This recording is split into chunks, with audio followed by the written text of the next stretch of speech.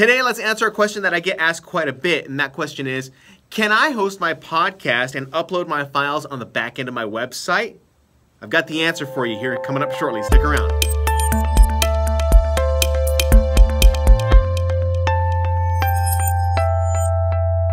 Hey, thanks for watching. My name is The Shanman, radio broadcaster, podcaster, and podcast producer. And today I want to answer a question that I get asked quite a bit, whether I am out talking at seminars or just people commenting on my YouTube. And that is, should I or can I host my podcast audio files on the back end of my website? And so what happens is that if you decide to jump into the podcasting space, or maybe you already have a website, you decide that you want to go ahead and use your your web space to host your podcast audio. And this is a very common thing that a lot of new podcasters think about. They say, oh, I already got all the space on my hosting service like GoDaddy or Bluehost, and I'm just going to go ahead and upload everything onto there. Now, that seems like a good idea in theory, but later on down the line, it's going to create a lot more headaches than it is going to make your life easier down the line, okay?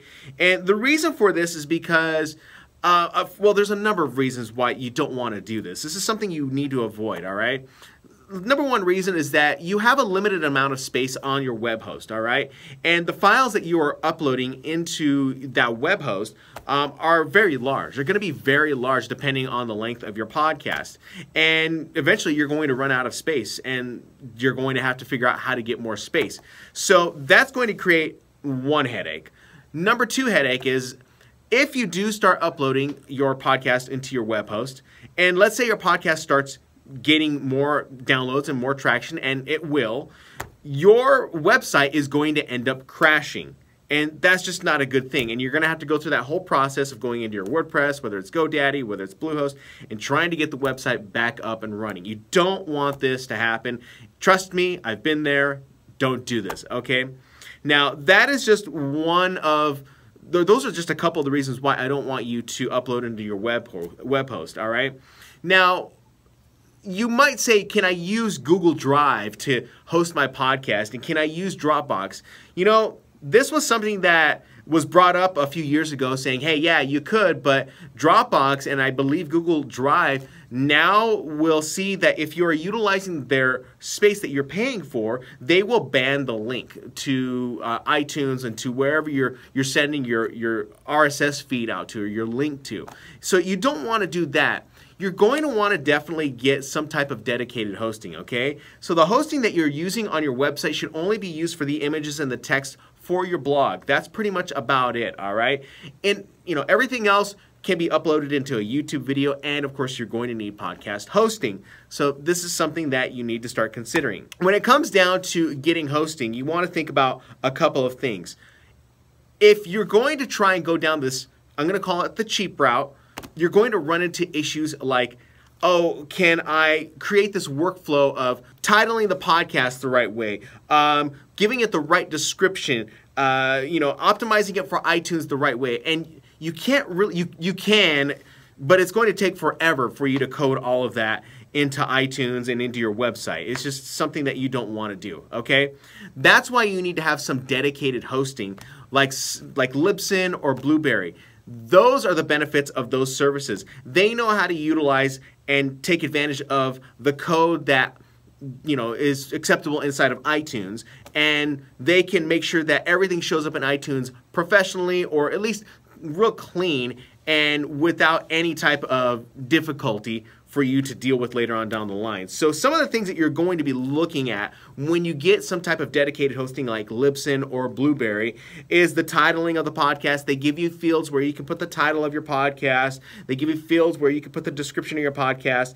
But they also give you areas where you can optimize for iTunes. They can give you areas of the author of the podcast, your name. You'll definitely want that when people start searching for your podcast in iTunes. They also give you the ability, at least Libsyn gives you the ability to separate your podcasts out by seasons. So say you want to do a seasonal podcast, you can separate your podcast out by seasons, all right? And there's many other great benefits to utilizing something like Libsyn or Blueberry. Blueberry is equally as good. Do I have a preference over either? No, because they do pretty much the same thing. It's just going to depend on you and how you want your podcast workflow to to take place. All right. So definitely don't use your website's back-end hosting. You're going to create a lot of headaches. Podcasting is going to cost you a little bit of money. I'm going to tell you that right now. All the podcasters that are doing it right, they're paying for some type of hosting. Don't go down the path of thinking that you can do it for free, because you're going to fall into the place where you're going to end up needing to get new equipment. You're going to end up needing to get a new microphone, and then you're going to find yourself saying, oh, I gotta bite the bullet. I need to get podcast hosting like Libsyn or Blueberry. So that is going to be your best bet. Save yourself the headache.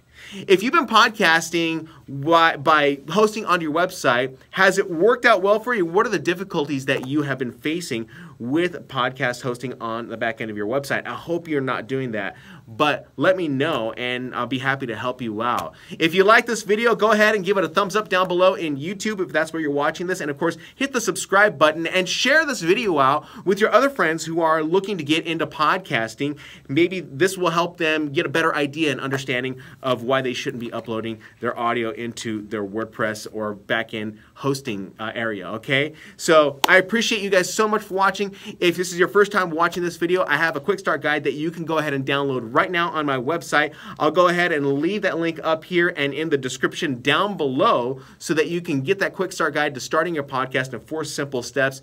It's going to be really easy for you to see all those steps that will get you off the ground and running and see what you're in for when it comes to the fun of podcasting. In the meantime, thank you so much for watching. We'll see you next time.